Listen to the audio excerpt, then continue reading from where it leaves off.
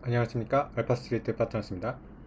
2024년 8월 16일 금요일 마감 시장 보겠습니다. 코스피 지수가 1.99% 올라서 2697로 마감을 했습니다. 오늘 코스피 크게 올랐습니다. 2% 가까이 올랐고요. 거의 2700선 육박하는 수준까지 올라왔습니다. 외국인이 1조 2천억을 사면서 외국인 대량 매수가 들어왔고요. 네, 어, 이때 8월 5일 이후로 이렇게 쭉 계속 반등을 해가지고 상당히 많이 올라왔습니다. 네, 그래서 이제 주봉상으로도 반등이 이제 확연하게 보이는 수준이 됐고요. 뭐 무난하게 2700선 다시 위로 가지 않을까, 네, 그렇게 좀 생각이 됩니다. 뭐 우리 시장도 늦지만은 이렇게 그래도 잘 반등은 잘 하고 있습니다. 네, 어제 미국 시장이 굉장히 좋았죠. 다우가 1.4% 가까이 올랐고요. 나스닥 같은 경우는 2.3% 이렇게 올랐습니다. 다우 같은 경우는 이제 사상 최고치가 불과 한 2% 정도밖에 안 남았어요. 네, 그래서 미국 증시는 또다시 사상 최고치를 노려볼 수 있는 그런 수준까지 지금 올라와 있습니다. 네, 주요 종목 보시면 네, 어제 미국 증시 전체적으로 다 좋았죠. 특히 AI 반도체 다시 한번 이렇게 또 불을 뿜고 있습니다. 엔비디아 4% 올라왔고요. 브로드컴이 5%, 네, 마이크론 같은 경우도 6.5%가 올라왔습니다. 네. 그리고 어제 같은 경우는 아마존이랑 테슬라도 좋았어요. 아마존이 4.4%, 테슬라도 6% 이렇게 올라왔고요. 그리고 실적 발표를 한 월마트 같은 경우도 6.5% 올라오면서 사상 최고치 기록을 했습니다. 네, 어제 미국 증시 이렇게 올라간 이유는 소매 판매 지표가 상당히 잘 나왔어요.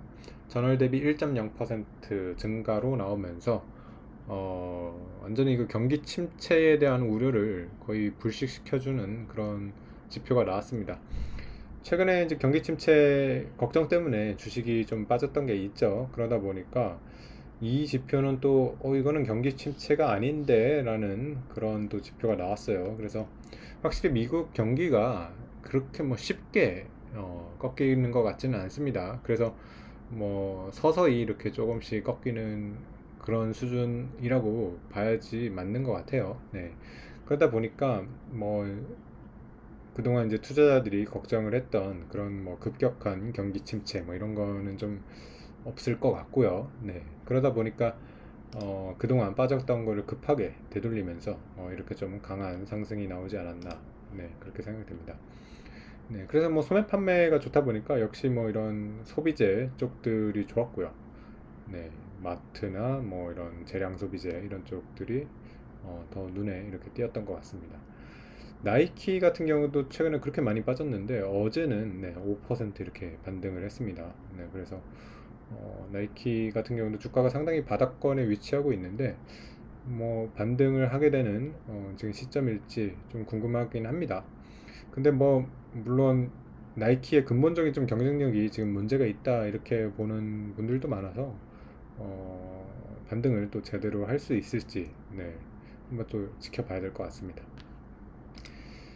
네, 오늘 우리 시장 같은 경우도 전체적으로 많이 올랐고요. 2% 지수 오른 거는 뭐 상당히 좀 오랜만에 보는 것 같습니다. 특히 우리 시장도 보시면 반도체가 상당히 많이 올랐습니다. 삼성전자가 4% 가까이 올랐고요. SK하이닉스가 7% 가까이 올랐습니다. 삼성전자는 8만원대 복귀를 했고요. 하이닉스 같은 경우도 거의 20만원에 가까운 그런 수준이었습니다. 네, 그리고 한미반도체 같은 경우도 7.7% 올라오면서 12만 7천원대까지 올라왔습니다. 네, 한미반도체는 뭐 물론 고점 대비로는 여전히 많이 빠져 있는 그런 수준이긴 하지만 그래도 거의 뭐 10만원 서부터 이렇게 다시 좀 올라오고 있는 그런 모습을 보여주고 있습니다. 네, 그 외에 오늘 현대차 그룹도 좋았습니다. 현대차가 5.8% 올라왔고요. 기아차가 3.5%. 네, 그리고 은행주 같은 경우는 오늘 뭐 약간 엇갈렸던 것 같네요. KB는 살짝 빠졌고요. 신한지주는 0.9% 올랐습니다. 어, 네. 바이오 같은 경우도 그렇게 막 올라오지는 못한 것 같아요. 삼성바이오스가 0.1% 빠졌고요. 셀트리온은 1.3% 올랐습니다. 네. 2차 전지 같은 경우도 오늘 힘을 쓰지를 못했는데요. LG 에너지 솔루션이 0.15% 빠졌고요. LG 화학이 1% 빠졌습니다. 네. 그래서 오늘 시가총액 상위 종목을 보니까 제법 빠진 종목들도 눈에 많이 보입니다. 네. 그럼에도 불구하고 지수가 이렇게 크게 오른 이유는 역시 뭐 반도체의 반등이 워낙 컸기 때문인 것 같고요. 삼성전자, 하이닉스 두 회사만도 사실 코스피 200에서 비중이 거의 한 38%가 넘거든요. 네, 그러다 보니까 역시 뭐 반도체가 반등을 하면 지수는 잘 올라온다. 이렇게 봐야 될 것 같습니다. 네, 그리고 오늘 또 좋았던 종목은 메리츠 금융주주, 네, 5.7% 이렇게 올라왔습니다. 메리츠 금융주주 최근에 참 변동성이 없었는데, 실적 발표가 있었어요. 네, 그래서 실적이 상당히 잘 나오면서, 또 이렇게 다시 한번 올라왔습니다. 오늘 고점이 또 사상 최고가를 경신을 했어요. 92,200원까지 가면서, 9만원대는 또 처음 가는 그런 영역이었던 것 같습니다. 메리츠 금융지주 같은 경우는 워낙 뭐 우리나라에서 밸류업 가장 잘하는 그런 종목이죠. 워낙 자사주 소각 잘 하고요. 그리고 배당 같은 것도 잘 주고요.